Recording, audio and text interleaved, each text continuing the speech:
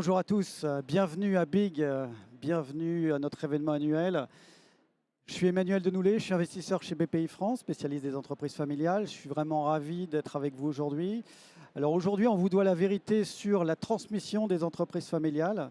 Alors pour ce faire, aujourd'hui, j'ai deux invités assez exceptionnels. Donc Olivier Schiller, entrepreneur, groupe Septodon, 500 millions de chiffre d'affaires, 2500 personnes.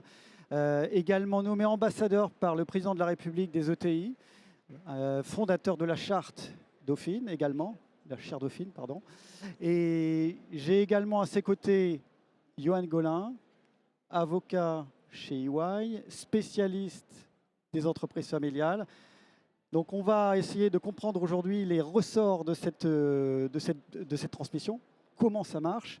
D'abord Johan, qu'est-ce que vous pouvez nous dire sur ces entreprises familiales ?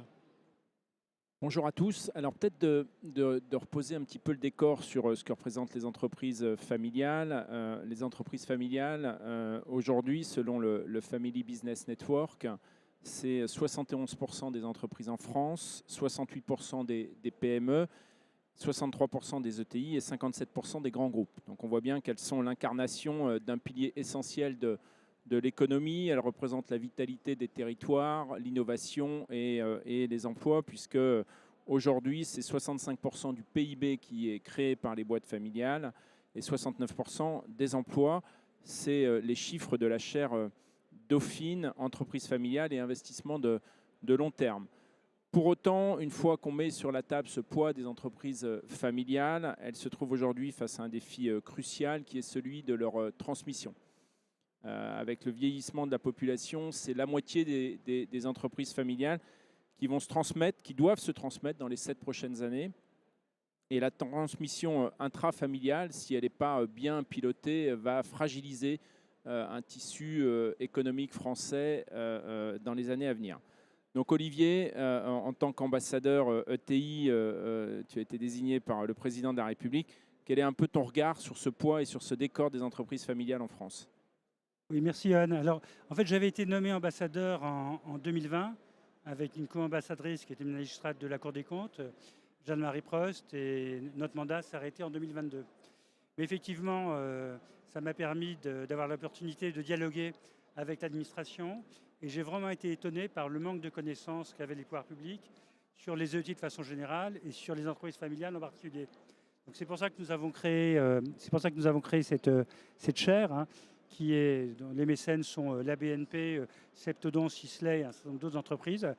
Et les chercheurs ont eu accès aux secrets statistiques et ont pu déterminer qu'est-ce qui était une entreprise familiale et qu'est-ce qui n'était pas une entreprise familiale. Donc on disposait d'une très grande masse de données pour faire des recherches qui n'avaient jamais été entreprises jusqu'à présent. Ce sont des lettres de recherche qui ont été faites, soit recherche bibliographique, soit recherche sur les données statistiques. Et ce qui leur est sorti est absolument passionnant. Alors, je vais passer en revue un certain nombre des lettres qui ont été faites. D'abord, les caractéristiques d'entreprises familiales dans le monde. D'abord, ce qu'on peut noter, c'est une orientation sur le long terme. Les entreprises qui ont pour actionnaire un fonds de private equity vont privilégier la maximisation de la valeur d'entreprise dans les 5 prochaines années. Une entreprise cotée a une vision encore plus court terme puisqu'elle a besoin de maximiser son cours de bourse. Alors que dans les entreprises familiales, l'horizon, c'est la prochaine génération. Donc ça permet de se situer dans le long terme. Une autre caractéristique aussi, c'est l'identification de l'entreprise au groupe familial.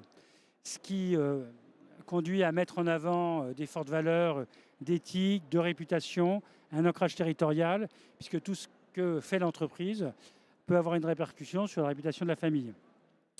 Comme tu le disais, il y a une entreprise sur 2 qui va se transmettre dans les 7 prochaines années. Donc ça génère un certain nombre de défis opérationnels sur la transmission du pouvoir, défis aussi sur la transmission des actions. Donc ça, c'était la première des lettres. Deuxième lettre, c'est l'impact de la fiscalité sur la transmission des entreprises.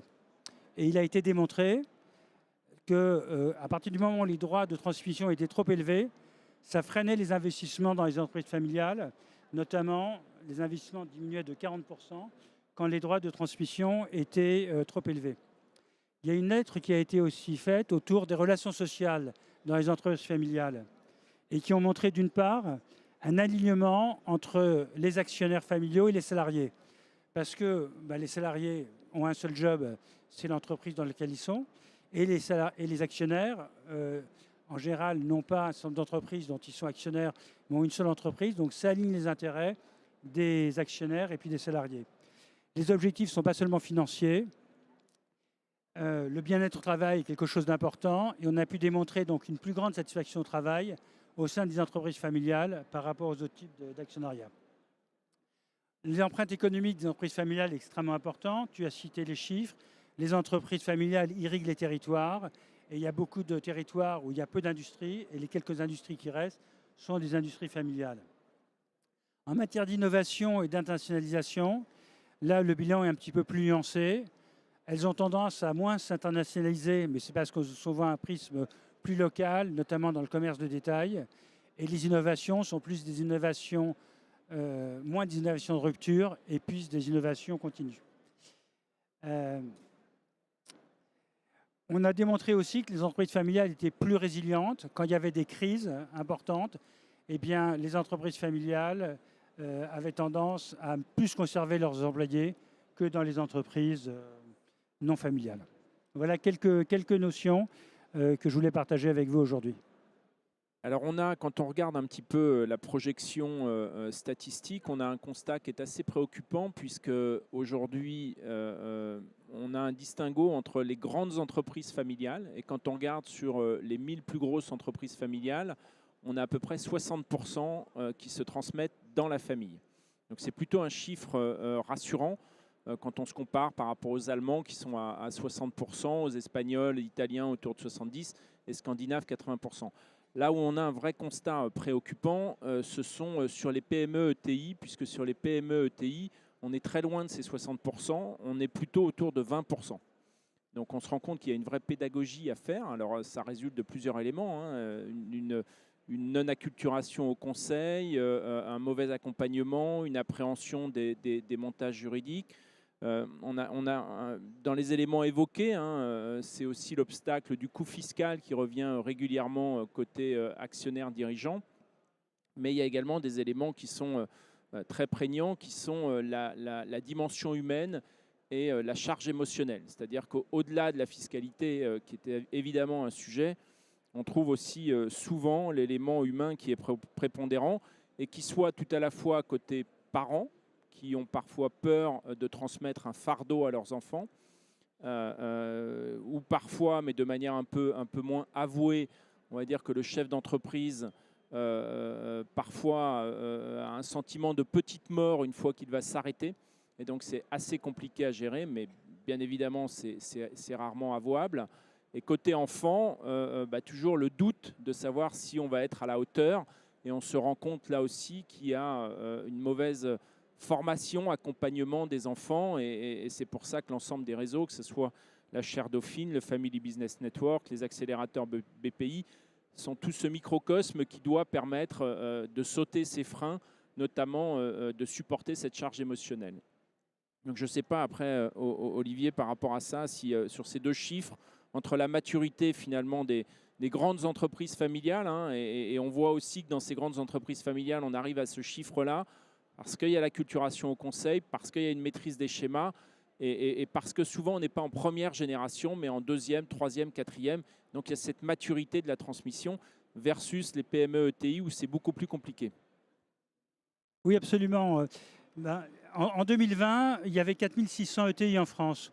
Aujourd'hui, il y en a 7200. Donc on voit que cette stratégie Nation ETI a été efficace.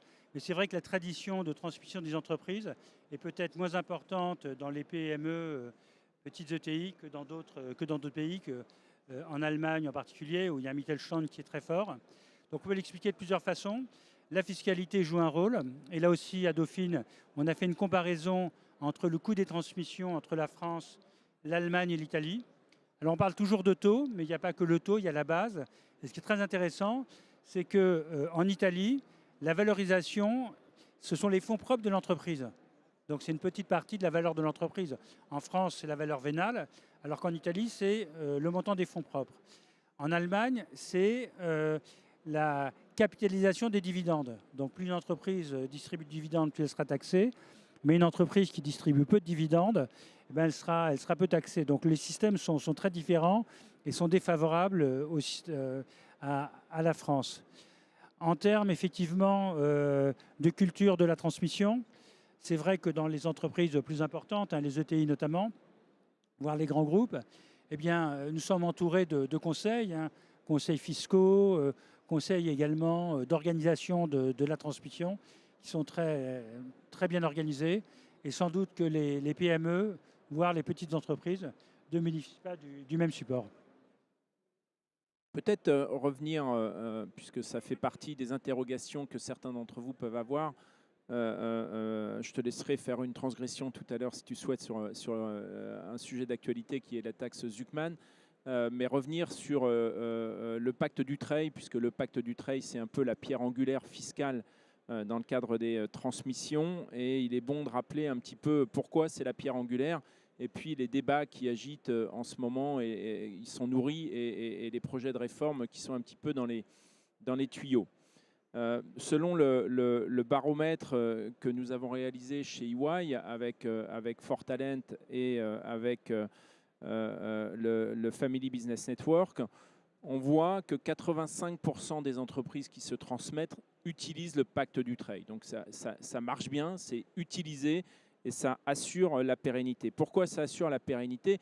Parce que le pacte Dutreil, pour faire simple, c'est 75% d'abattement sur les droits de succession et de donation. Ce qui veut dire très concrètement que globalement, au lieu de payer 45% de droits de donation ou de succession, on va arriver à payer autour de 11%, voire à un peu moins de 6%, selon qu'on va jouer sur l'âge du donataire et selon qu'on va jouer avec du démembrement de propriété. Donc on voit qu'on arrive à des niveaux raisonnables, un tout petit peu plus coûteux que ce qui peut se faire ailleurs, où parfois on n'a pas d'impôt sur les transmissions, mais on voit, et on le voit avec 20 ans de recul, que le pacte Dutreil a coché la case pour permettre cette transmission des entreprises familiales. Donc c'est important d'avoir cet élément-là en tête. Et ce pacte Dutreil s'accompagne de conditions également à remplir. On a des conditions de détention avec un engagement collectif de 2 ans et un engagement individuel de 4 ans.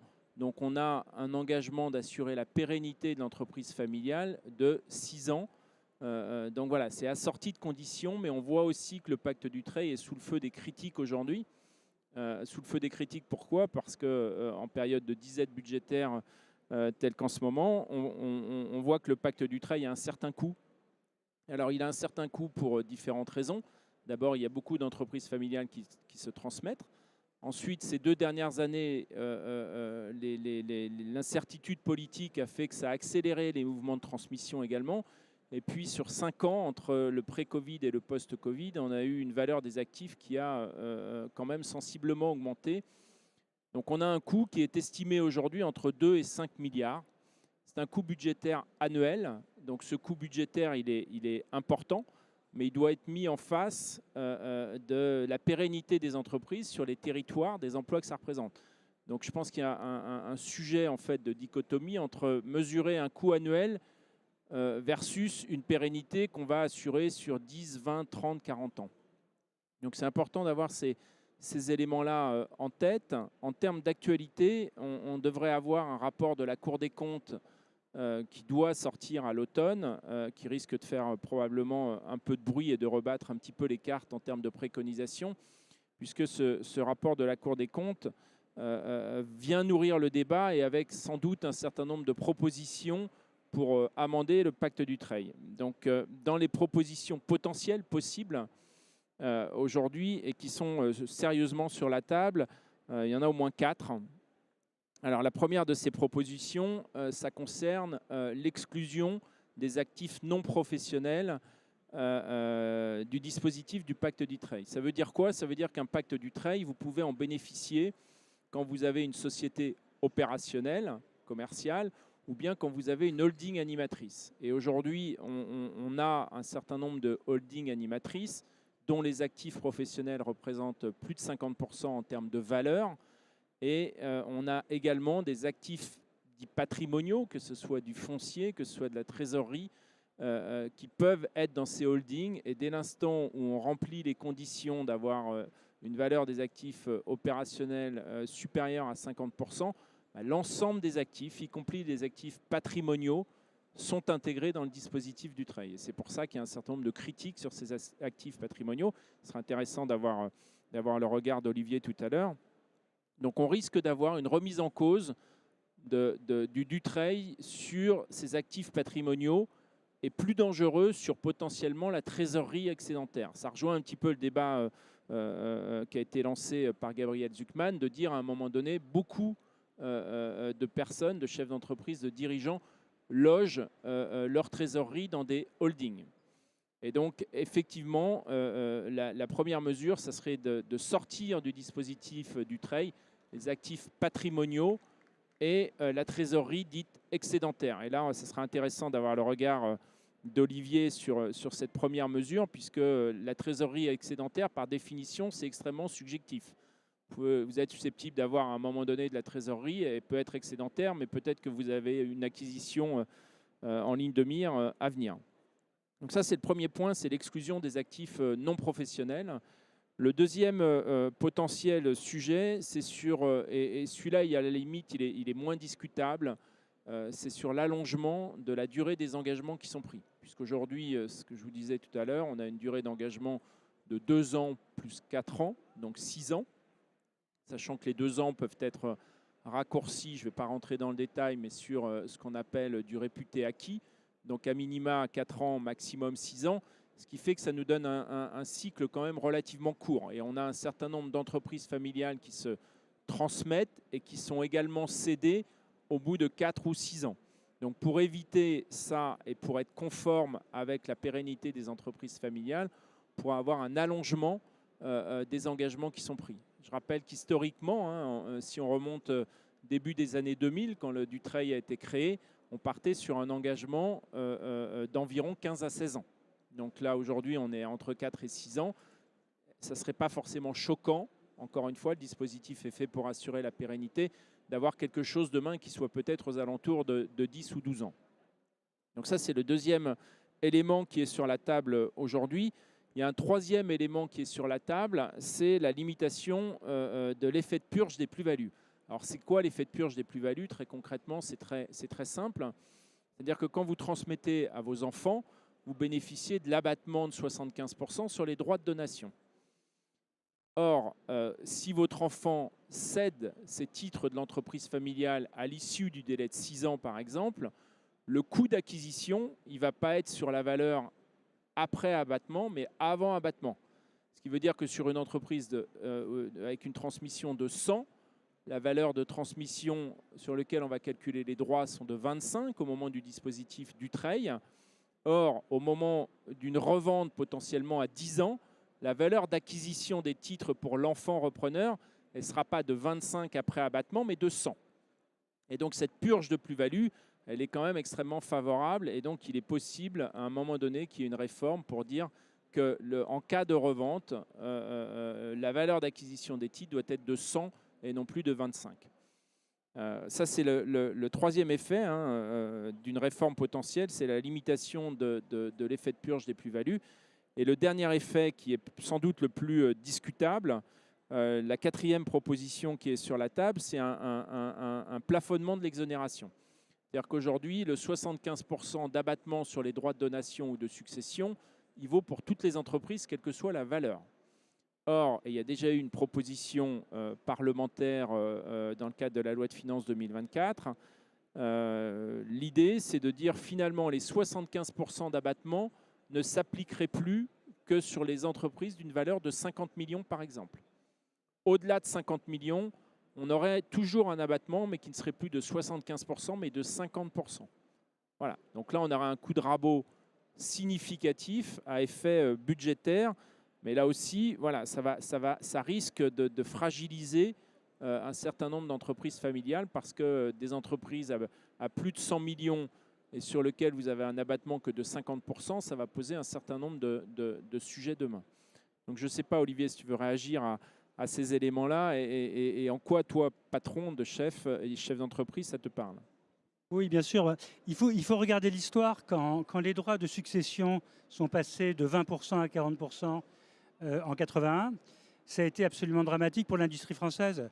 Parce qu'une entreprise qui valait 100 millions, il y avait très peu d'actionnaires qui avaient 40 millions en banque pour payer les droits. Donc l'effet, ça a été soit de complètement purger l'entreprise de tout son cash pour payer les droits, soit tout simplement de la vendre. Et ce sont des pans entiers de l'industrie française qui ont été vendus à des groupes étrangers. À l'époque, l'industrie représentait 25% du PIB. Aujourd'hui, ça représente moins de 10% du PIB. Donc, bon, on peut faire une erreur une fois, mais le fait de la faire deux fois, reproduire aujourd'hui l'erreur qu'on avait fait en 81, ce serait tout à fait criminel. Et si on veut tuer l'industrie française, il n'y a pas de meilleure façon de le faire. Il faut savoir que le coût d'une Made in France reste plus élevé que dans un certain nombre de pays. Et donc, beaucoup d'entreprises continuent à investir en France parce qu'elles ont un actionnariat français. Mais si une entreprise est vendue à un groupe étranger, la probabilité pour que l'investissement se fasse en France plutôt que dans d'autres pays low cost en termes de production, sera bien, bien inférieure. Donc ce serait absolument dramatique. Alors pour reprendre les différents éléments des réformes, alors sur les actifs qui pourront être pris en compte dans le cadre d'un pacte Dutreil, il se peut que parfois il y ait des abus. Enfin moi, quand j'avais rencontré la direction de la législation fiscale pour leur demander c'est quoi les abus que vous avez constatés, ils n'ont pas été en mesure de montrer des cas précis, mais ils ont dit c'est potentiel. Bon. Alors effectivement, si on a un chalet à Megève ou un yacht dans l'actif de son entreprise, il n'y a aucune légitimité à ce que cet actif bénéficie d'un abattement de 75%. Mais c'est extrêmement rare et de toute manière, l'administration peut déjà redresser aujourd'hui au titre de l'abus de droit. Enfin, si on voulait plus formellement exclure un certain nombre de biens somptuaires des actifs qui peuvent bénéficier du Dutreil, je pense que ça poserait de problème à personne. Par contre, le cash, c'est très différent parce que les entreprises, souvent familiales, distribuent beaucoup moins de cash que les entreprises qui sont cotées ou les entreprises qui ont un fonds de private equity qui ont besoin de ces dividendes pour payer, voilà, soit pour l'actionnaire, soit tout simplement pour rembourser les dettes de la holding. Donc, elles ont beaucoup de cash qui leur permet de croître, de faire des acquisitions ou de faire face à des périodes difficiles. Donc limiter le montant du cash qui serait éligible, ce serait quelque chose qui serait extrêmement complexe, qui pourrait générer beaucoup de litiges avec l'administration. Ensuite, sur l'allongement de 6 à 8 ans, ce n'est pas un sujet parce que si on regarde effectivement la durée de détention des entreprises familiales, post-Dutreil, en fait c'est beaucoup plus long que ces 6 ans. Donc en réalité c'est un non-sujet. La purge des plus-values, là aussi, en théorie, c'est quelque chose qui est possible parce que le pacte Dutreil a vocation à privilégier la détention de l'entreprise par la famille. Si l'entreprise est vendue en dehors de la famille, bon, purger les plus-values, pourquoi pas. Ceci dit, il peut y avoir beaucoup d'effets de bord parce qu'il peut y avoir des recompositions de l'actionnariat où les héritiers peuvent apporter leur titre à une autre holding. Bon. Et là, il ne faudrait pas que ça puisse, que les plus-values soient purgées dans ce cas-là. Donc il faudrait vraiment faire attention à la façon dont c'est mis en œuvre. Quant au plafonnement, c'est sûrement la pire des mesures possibles. Il faut 21 ans pour qu'une société devienne une ETI. Donc si on empêchait à partir d'un certain montant la possibilité aux entreprises de se transmettre au sein des familles, ça ferait la joie des fonds de pension américains, ça ferait la joie des prédateurs chinois qui regardent le panorama des entreprises françaises et qui disent qu'il y a beaucoup d'opportunités en France. Donc là encore, ce serait tuer la transmission des entreprises dans beaucoup de cas. Alors si on va encore au-delà de cette réforme du Dutreil, il y a cette fameuse taxe de 2%, dite taxe Zuckman. Et là aussi, ce serait quelque chose de tout à fait dramatique. Si je prends l'exemple de mon entreprise Septodon, donc nous, notre métier, c'est de fabriquer des produits pharmaceutiques et des dispositifs médicaux à destination des dentistes. Emmanuel l'a rappelé, on fait à peu près 500 millions d'euros de chiffre d'affaires. La France représente 4% de l'activité globale de la société. On fait 4% du chiffre d'affaires en France, 96% à l'international. Pourtant, on a 40% des actifs industriels en France et 40% de nos salariés. Donc on contribue fortement à l'équilibre du commerce extérieur, on limite le déséquilibre et on participe fortement à l'activité en France, à Saint-Maur-des-Fossés, puis aussi à Mazamet dans le Tarn, où nous avons nos sites de production.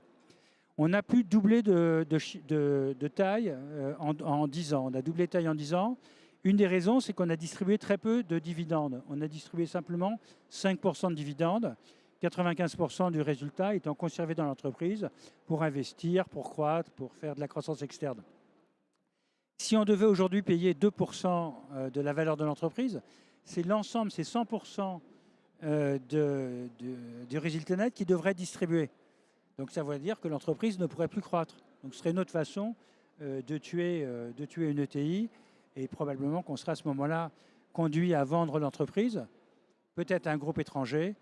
Et là, effectivement, comme je l'ai dit tout à l'heure, l'investissement ne serait plus en France. Donc il faut arrêter de taper sur les entreprises, il faut arrêter de taper sur les entrepreneurs familiaux, parce que l'entreprise, elle n'est ni de droite ni de gauche, c'est un bien commun, elle bénéficie aux actionnaires, mais elle bénéficie aux salariés, elle bénéficie aux fournisseurs, elle bénéficie aux territoires sur lesquels elles sont implantées. Et donc, plutôt que de réduire la taille du gâteau, il faut plutôt augmenter la taille du gâteau, croître. Et quand les réformes fiscales récentes, où on a par exemple introduit le PFU, le prélèvement forfaitaire unique, qui a limité le pourcentage d'impôts à payer, mais le résultat, c'était au contraire une augmentation des rentrées pour l'État parce que les entreprises se sont développées et l'État en a bénéficié. Donc, surtout, voilà, nous, au niveau du métier, on est très inquiets, au niveau des entreprises familiales également, de voir toutes ces mesures créatives, mais qui vont aller au détriment de l'industrie française. Oui, je crois que les chefs d'entreprise sont assez unanimes sur le fait de dire qu'à un moment donné, il y a besoin d'un certain nombre, de stabilité, qu'elle soit juridique, fiscale, politique, et que toute réforme qui irait vers une complexité croissante, le dispositif Dutreil est déjà très compliqué, c'est que ça reste quand même de la petite chirurgie globalement à manier avec précaution, avec beaucoup d'enjeux.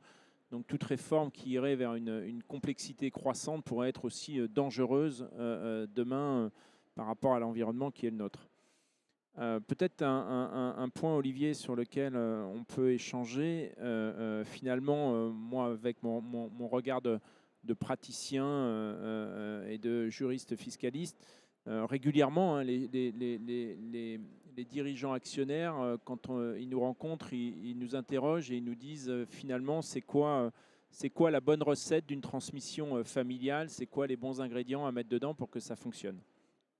Donc les bonnes questions, en quelque sorte, les bonnes questions à se poser.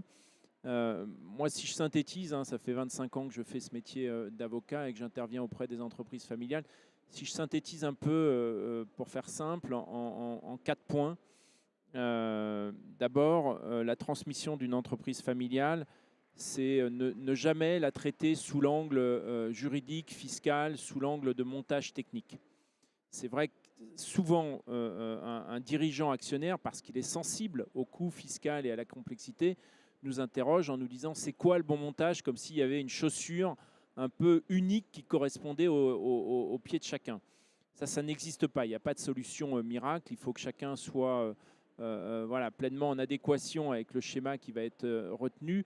Donc le premier point, c'est que l'approche par l'angle juridique, fiscal, pour que ça ne coûte pas cher ou le moins cher possible, n'est pas la bonne. Le schéma juridique fiscal, ce sera la conséquence du cheminement qui aura été mené, du projet de transmission familiale. Donc on est sur l'ordre du moyen, mais ça ne peut en aucun cas être la finalité.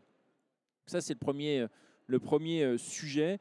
Le deuxième sujet pour réussir une transmission familiale, c'est vraiment d'appréhender l'ensemble des parties prenantes. Alors l'ensemble des parties prenantes, quelles sont-elles ?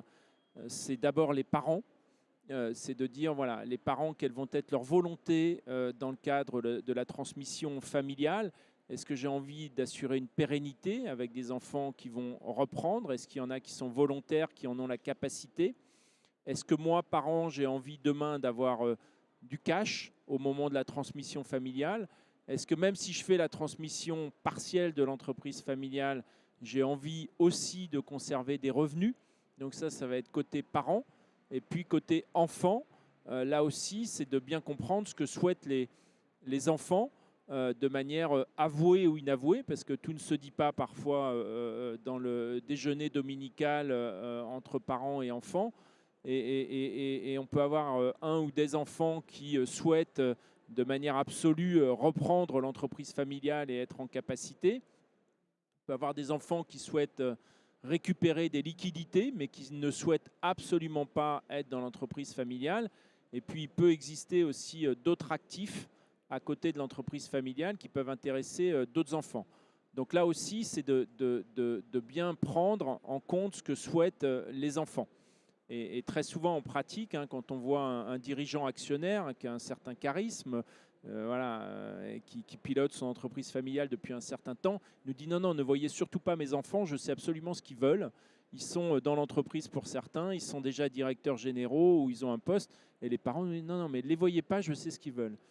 Et moi, je prends un malin plaisir, un malin plaisir, façon de parler, mais à aussi écouter d'abord l'époux, l'épouse du dirigeant actionnaire, parce que ça fait 40 ans souvent ou 30 ans qu'elle assiste ou qu'il assiste de manière silencieuse aux discussions familiales. Et voilà, cette personne a forcément son idée. Et côté enfant, on en voit aussi quand on échange avec eux. Ça m'est arrivé sur un groupe où on avait une des enfants qui a dit « Mais moi, ça fait des années que je suis DG, mais ça ne m'intéresse absolument pas.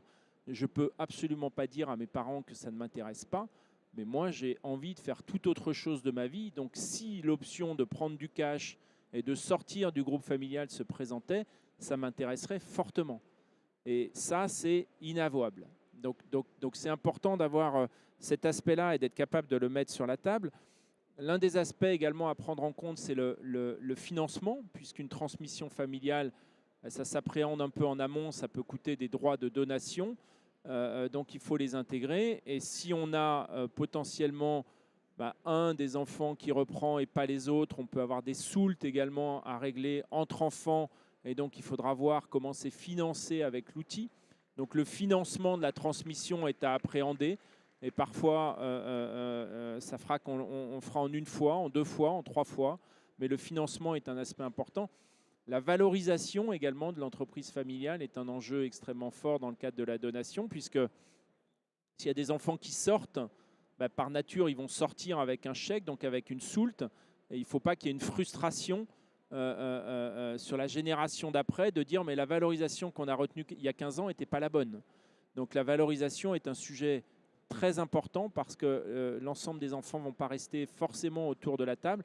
Et c'est important également vis-à-vis du fisc qui pourra venir éventuellement gratter en disant est-ce que la valorisation retenue après coup a été la bonne. L'un des aspects également à intégrer, mais plutôt à la fin du processus, c'est aussi l'implication des managers et des salariés. Les managers salariés, beaucoup sont dans l'entreprise depuis un certain nombre d'années, donc c'est important de les avoir. Et donc, l'ensemble de ces parties prenantes, il faut absolument arriver à un consensus sur l'ensemble des éléments que je viens de vous citer. Le troisième élément, mais qui découle du deuxième sur l'appréhension de toutes les parties prenantes, c'est l'élément psychologique. L'élément psychologique, c'est quoi ? C'est le fait que, c'est ce qu'on a dit en introduction, il y a une charge émotionnelle dans le cadre d'une transmission qui est extrêmement forte, la charge émotionnelle du parent transmetteur, de l'enfant receveur. Et donc, il faut être certain d'aller sur un schéma sur mesure. C'est pour ça que cet élément d'écoute, de compréhension des parents et des enfants, c'est 95% de notre travail. Parce que c'est ça qui va nous permettre d'appréhender ce que souhaite chacun et d'être certain qu'on ne va pas avoir des membres de la famille qui vont vivre avec des frustrations dans le futur. Donc le cœur de notre travail, c'est vraiment de défaire les nœuds psychologiques et qui ne sont pas susceptibles d'être défaits dans un environnement intrafamilial. Et cette psychologie, ça va être d'arriver à un consensus à la fin. Donc je résume ça sur le fait de dire finalement notre métier c'est de faire de la maïeutique et de faire émerger ce qui va être les desiderata et le cahier des charges des uns et des autres des parties prenantes. Et le quatrième point, avant de laisser la parole à Olivier, c'est de ne pas faire d'amalgame, et ce serait intéressant d'avoir ton regard là-dessus, de ne pas faire d'amalgame entre ce qu'on appelle le pouvoir et l'avoir. C'est-à-dire que le pouvoir, ça va être la gouvernance, c'est de l'ordre de la gouvernance quotidienne, et l'avoir, c'est de l'ordre de l'actionnariat. Et bien souvent, les dirigeants actionnaires ont tendance un peu à mélanger les deux. C'est-à-dire que quand on échange avec des dirigeants actionnaires, ils nous disent « Non, mais moi, la transmission, je l'ai faite ». Et finalement, ce qu'ils ont fait très souvent, c'est qu'ils ont transmis le pouvoir opérationnel de direction générale ou de président à leur enfant, mais ils n'ont absolument pas transmis les titres. Donc voilà, ils ont transmis le pouvoir, ils ont transmis la gouvernance, mais les titres, ils ne l'ont pas fait. Et ils disent « Non, mais ça, je le ferai après ». Ouais, sauf que la transmission, c'est vraiment les deux versants. C'est le versant de la gouvernance et le versant de l'avoir de l'actionnariat. Donc c'est important aussi qu'il n'y ait pas d'amalgame sur ces éléments-là. Donc je recite ces 4 points, ils sont importants et Olivier réagira en fonction de ce qu'il a fait lui-même. Le premier point, c'est vraiment de ne pas aller de pas aborder le sujet sous un angle de schéma juridique, fiscal, technique. Le deuxième point, c'est vraiment de prendre et d'arriver à un consensus sur l'ensemble des parties prenantes. Le troisième point, c'est évidemment la psychologie. Et le quatrième point, c'est sur cette ambivalence entre pouvoir et avoir. Tout ça pour vous dire, mais je te laisse réagir d'abord et puis je ferai la synthèse après. Oui, alors je ne suis pas du tout théoricien comme Johan, je suis praticien. Et tu parlais de la gouvernance. Avant de parler de la transmission, je voudrais parler de la gouvernance. J'avais participé à une table ronde avec Clotilde Tilichini, qui est la directrice des entreprises de la BNP. Et le journaliste me demandait « Qu'est-ce que vous regardez en premier quand vous avez un dossier de crédit ?» Elle a répondu « La gouvernance. La gouvernance, c'est essentiel, surtout dans une entreprise familiale où il n'y a pas forcément ce qu'on appelle les check and balances. Il n'y a pas d'autres actionnaires qui peuvent recentrer le dirigeant si il prend des mauvaises décisions. Et donc pour parer à ça, j'ai créé ce qu'on appelle un conseil consultatif, un advisory board, qui est composé d'un certain nombre d'hommes et de femmes qui ont des compétences diverses dans la finance, dans la direction d'usine, dans le commercial, etc. Donc une petite dizaine d'experts que je réunis tous les 3 mois, dont le job, c'est vraiment de me dire bah, « Olivier, c'est n'importe quoi ce que tu fais ». Et donc de recadrer quand la décision n'est pas bonne. Ou alors, quand il y a des grands projets, ça permet de challenger les dirigeants, les membres du comité exécutif, de dire bah, il faut présenter ce projet au board et il pourrait effectivement challenger les opérationnels. Et ça, c'est quelque chose que j'ai fait parce que c'était une bonne pratique qui m'a apporté énormément. Maintenant, pour parler de la transmission, effectivement, j'ai transmis les actions à mes enfants dans le cadre d'Impact Dutreil en 2 fois. Là, aujourd'hui, j'ai pratiquement tout transmis, de la même façon que mon père avait transmis les actions de la société. Il faut le faire longtemps à l'avance, il faut bien le préparer. Et alors c'est très technique, hein, il faut faire appel aux meilleurs spécialistes de la place de Paris. Et voilà, c'est important. Alors, il y a effectivement les actions, mais il y a aussi le pouvoir lui-même. Et j'avais pris la décision d'arrêter d'être directeur général, CEO à l'âge de 65 ans, âge que j'ai atteint au mois de mai dernier.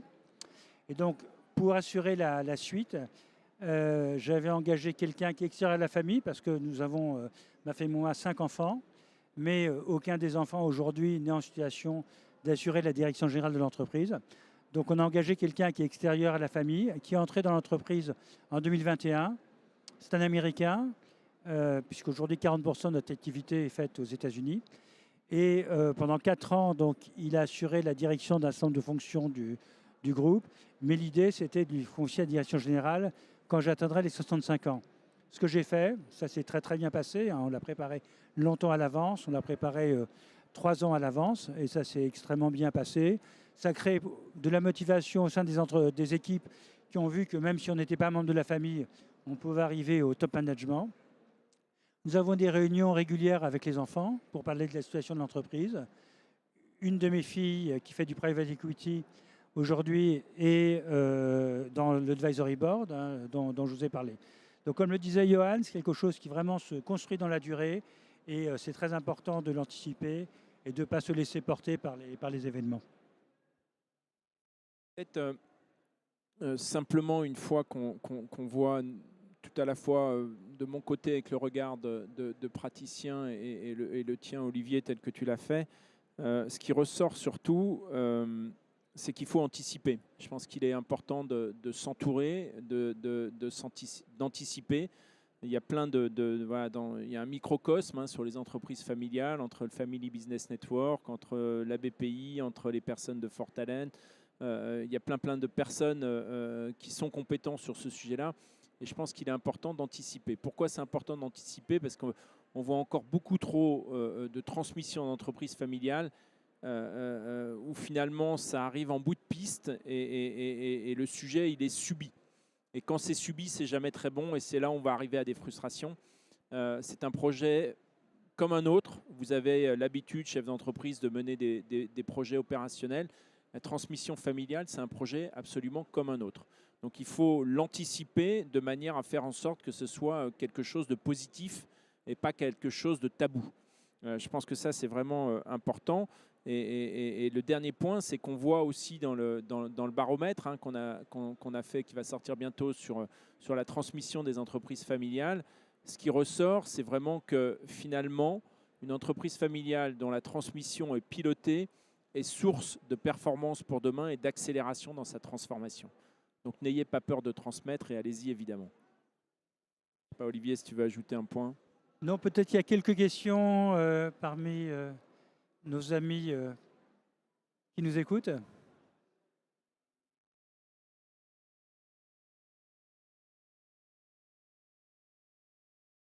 Vous avez parlé de l'accompagnement, de la transmission. Plus près du micro. Vous avez parlé de l'accompagnement, de la transmission. Si vous pouviez en dire deux mots de plus. Alors, l'accompagnement, il est vraiment multimodal. Au niveau du capital, le pacte Dutreil, c'est quelque chose d'extrêmement complexe. C'est vrai qu'il faut faire attention de ne pas le toucher parce que c'est très complexe. Il faut absolument avoir un excellent avocat fiscaliste ou un très bon notaire. Tous les notaires ne font pas du Dutreil.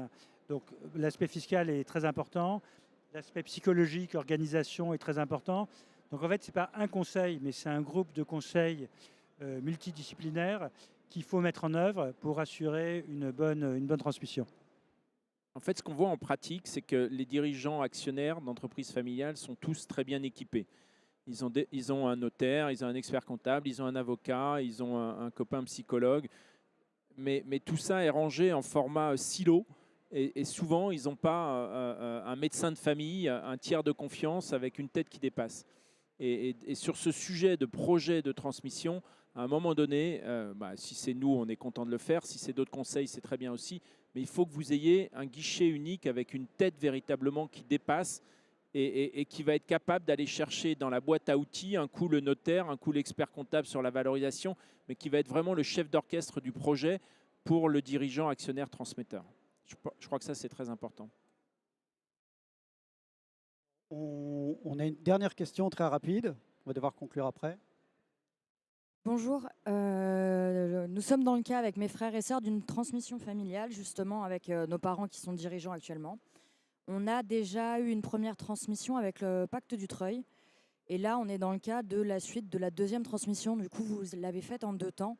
Je voulais savoir si vous pouviez nous donner, peut-être dans ce que vous avez pu vivre tous les deux, pour nous aider. Parce que comme vous l'avez dit, on est très bien entourés et il faut qu'on fasse un petit peu notre choix entre tout ce qu'on a parmi tous nos conseillers. Et ce n'est pas toujours évident, sachant que c'est souvent sujet à interprétation. En plus, du coup, on n'a pas toujours les mêmes discours.